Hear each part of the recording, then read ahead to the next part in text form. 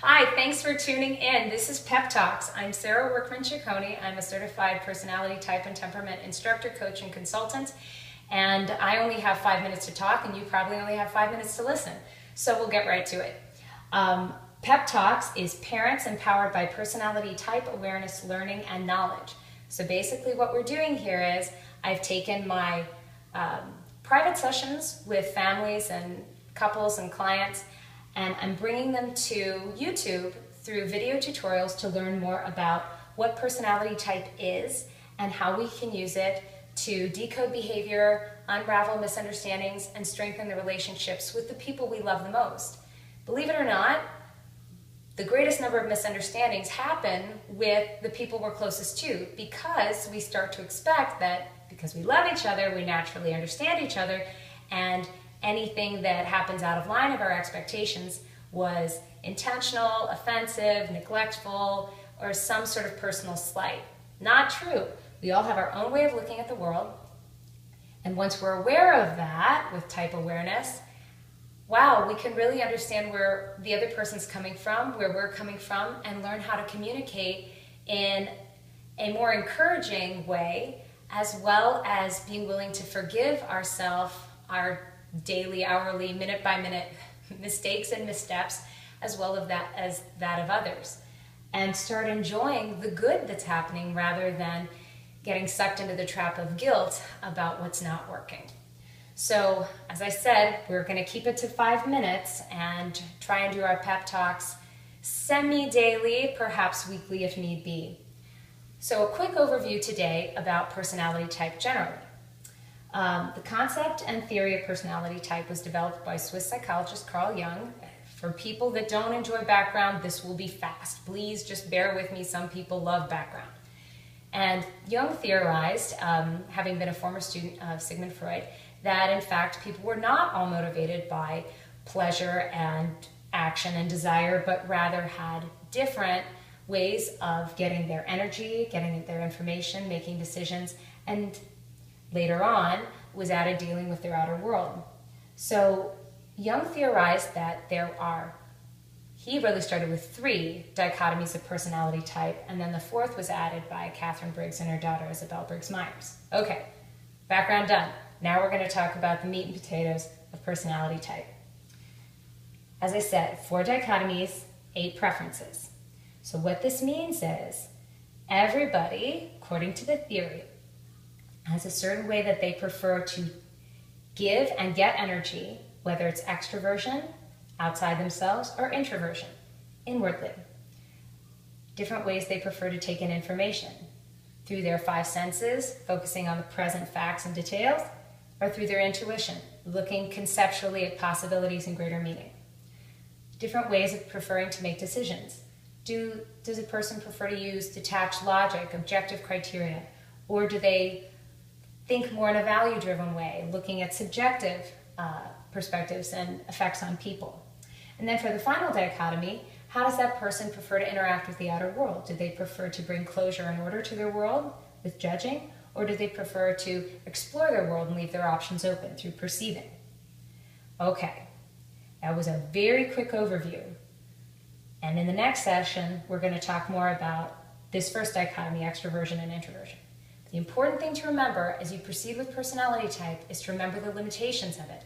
Personality type is not an answer for everything. It doesn't explain everything. This pertains to normal, functional behavior. This doesn't take into account any sort of extra diagnoses or situations. It does pertain to people under greater amounts of stress, but basically we're dealing with daily interaction and daily life. Know this too. So that's number 1 disclaimer. And the number 2 thing to remember is we all do all of this. We all extrovert, we all introvert, we all sense, we all intuit, we all think, we all feel, we all judge, we all perceive. And our children do too. But what do we prefer? And how are we reading each other's behavior? Quick example before we close. If you have a child that's more of an introvert, and they have a teacher that's more of an extrovert, and that teacher, through no willful, deliberate disagreement, just simply isn't aware of the validity of introversion and that style of energy and behavior. When the introvert goes into class and the extroverted teacher says, "Who can tell me about what we read last night? Does anyone have anything to contribute?" And your introverted child did the homework, is prepared, doesn't raise their hand, that teacher might misinterpret the introvert's behavior as disagreeable, lazy, unmotivated, unwilling to participate, when the truth is that the introverted child prefers to be working in small groups, have their thoughts organized before they contribute, process internally. And it could be that the extroverted teacher marks the introverted child down on class participation simply due to a misunderstanding.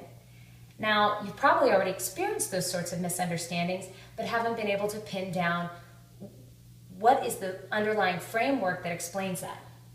Personality, type, and temperament will help explain that. And once we're aware of those differences, we can stop trying to push our children to change and more help them feel prepared to advocate for themselves and work within their situations. For example, if the extroverted teacher, it's very important to them that the children participate in class discussions, maybe you and your child could find out beforehand what the questions might be, and the child could prepare a certain answer to a certain question the teacher's going to ask, so the child participates but feels that sense of preparedness that they need to feel competent and comfortable in that situation.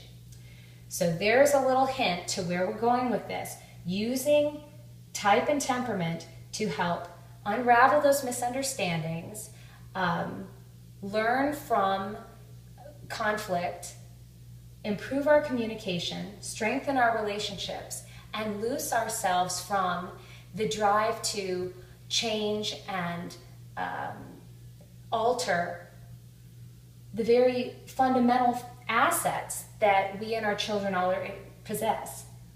We all can achieve anything using any part of these personality traits. Anyone can do whatever they want to do. US presidents have had all these different traits. Entertainers, comedians, writers, scientists, all sorts of folks come from all kinds of backgrounds. But the difference was they were okay with who they were willing to be confident in their own skills and proceed in a functional way. And that's what we want for ourselves and our children, is for them to recognize who they are and be able to work with their natural assets to achieve their goals and support ourselves and them as we do it. So thank you for attending our first pep talk. It was great to have you, and I look forward to session 2. And by the way, and this is the pep talk portion, as parents, we are working so hard every day, and no matter what we do, seems like something always explodes. But no matter what, the fact that you and I, and we are still willing to reach out and learn more and be there for our families, that's what matters. And so it's not what we did or didn't do, it's the process. It's being willing to put ourselves out there and keep trying and work to accept and embrace our children and ourselves as we are.